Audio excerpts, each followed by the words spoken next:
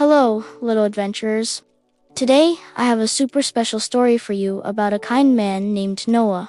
Once upon a time, the world was a very noisy place, and people weren't being very kind to each other. But Noah was different. He loved God and always listened very carefully. One day, God spoke to Noah and gave him a very big, very important job. He told Noah to build a giant boat called an ark. God said, "Noah, I want you to build a huge ark, big enough for your family and two of every kind of animal." Can you imagine that? 2 lions, 2 giraffes, 2 little squirrels, 2 buzzy bees, all of them. Noah didn't ask why. He just said, "Okay," and got to work.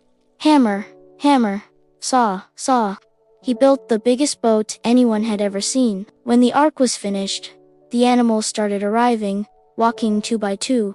The tall giraffes, the wiggly snakes, the fluffy sheep, all marching onto the boat. Once everyone was safely inside, God closed the door, and it began to rain.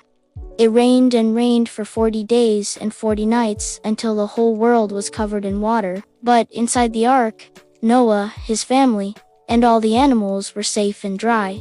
Finally, the rain stopped, and the sun came out. Noah sent a little dove to look for land. The dove came back with a fresh olive leaf in its beak. That meant the water was going down. Soon, the ark rested on a mountain. God opened the door, and everyone came out into a beautiful, clean world. And what did they see in the sky? A wonderful, colorful rainbow. It was God's promise to never flood the whole world again.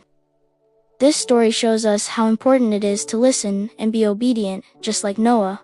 It also reminds us that after every storm, there's a chance for a fresh, new beginning, just like the beautiful rainbow in the sky. Thanks for listening, friends. See you next time for another story.